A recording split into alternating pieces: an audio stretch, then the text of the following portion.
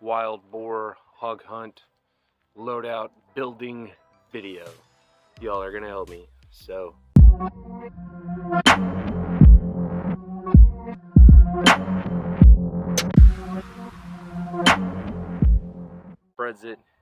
spreads it open.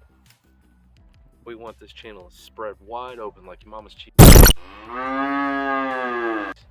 So share it as much as you can, comment, like, all that good stuff. It helps us out. All right. Things short and sweet. So Sightmark is sending me on a hog hunt the end of next month. So for this hog hunt, this loadout, we're going to build it step by step, from my rifle to my kit to what I'm wearing, everything like that. So you want to do your map recon, your topographical stuff, look at what the terrain is going to be like, but your distances that you're going to be shooting. So that being said, I'm taking my 18-inch, that way I get all the gas, I get all the beans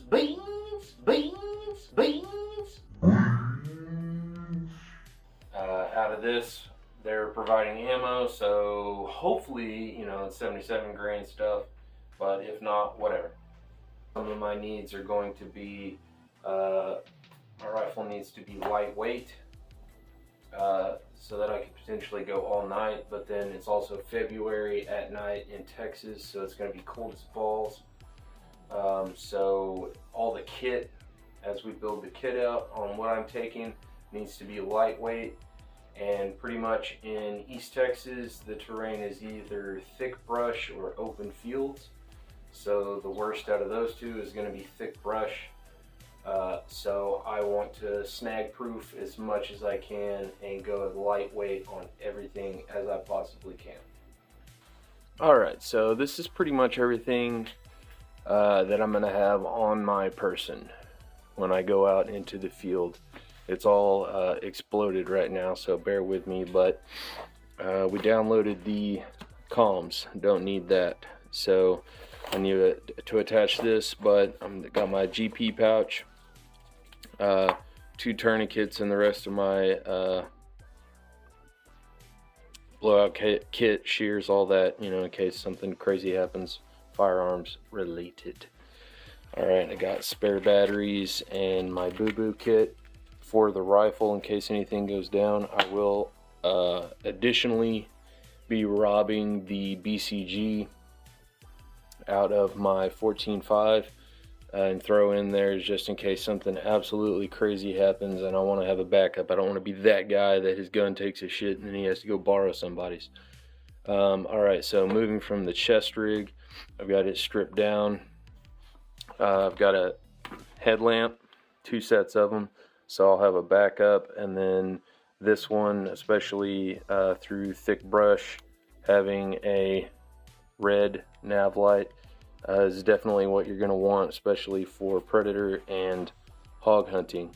On top of that, we'll cover it more when I go back to the rifle setup, but having a predator light, staying off their radar but still being able to see, especially if you need to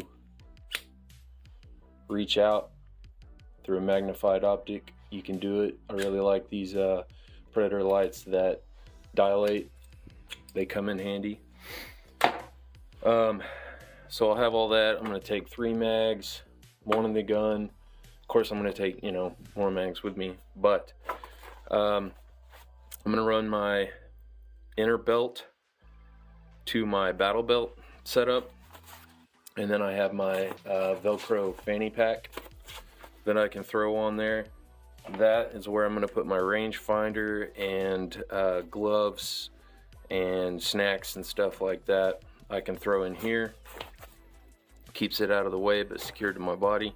I'll have my multi-tool, of course, spare tape, and then I'm going to have, as you see back here, my helmet set up, bump helmet, and then my discontinued old Gen 1 Sightmark dual tube nods.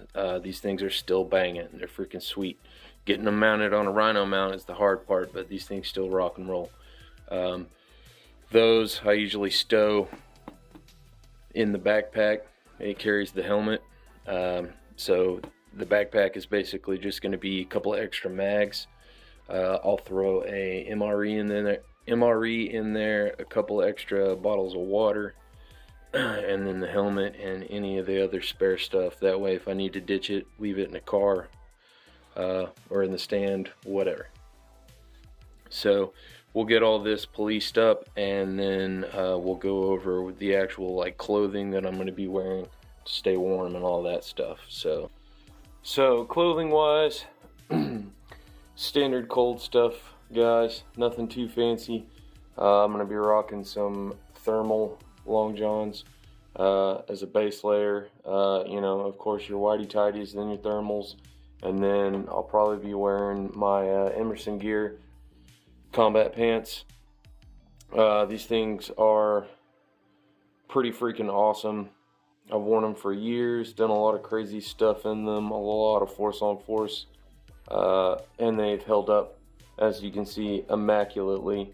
I think it's a steal compared to Cry Precision. On principle, I'm not going to pay $500 for any type of clothing. I don't care what it does. So I'll probably be rocking those, and then as a top, I'll probably be doing you know, standard t-shirt, long sleeve, thermal top with a hoodie. And then I'll probably be rocking a schmag beanie, and then of course my headgear. So nothing too fancy there.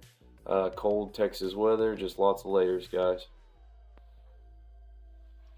So just reverse loading the backpack.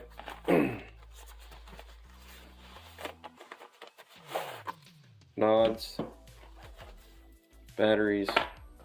I cut open the MREs, and I just pulled out the entrees and put them in individual Ziplocs. Threw all the other stuff out.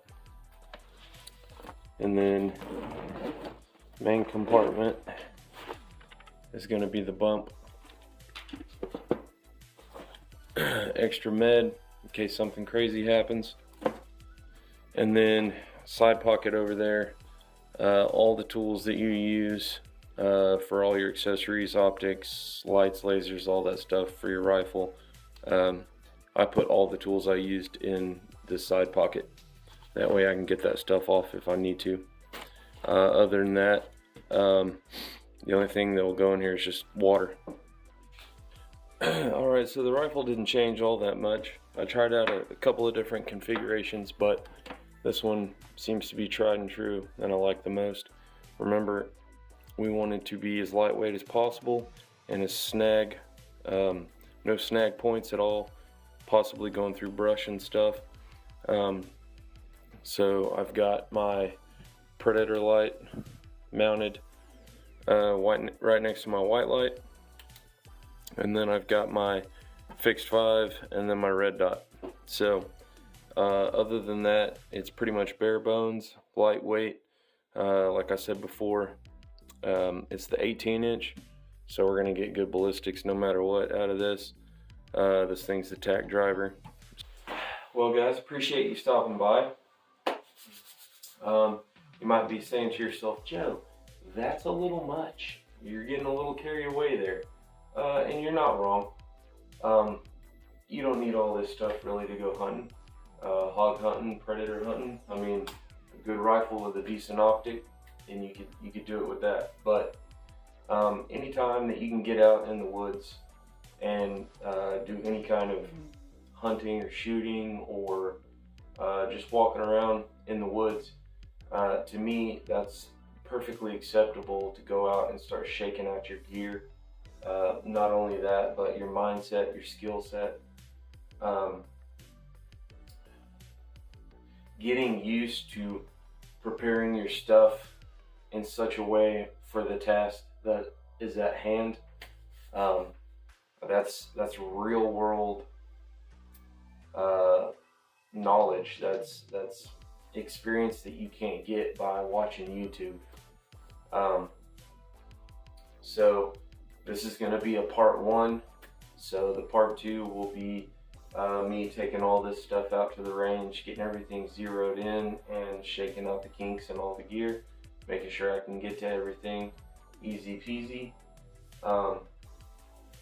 As far as any of the gear, optics, the clothes, all that stuff, like the combat pants, if y'all want to know what any of that stuff is, just drop down in the comments below, you know, hit me up, ask plenty of questions, and when we go out to the range to test all this, I'll make sure to leave all the links in the description on where you can get all that stuff.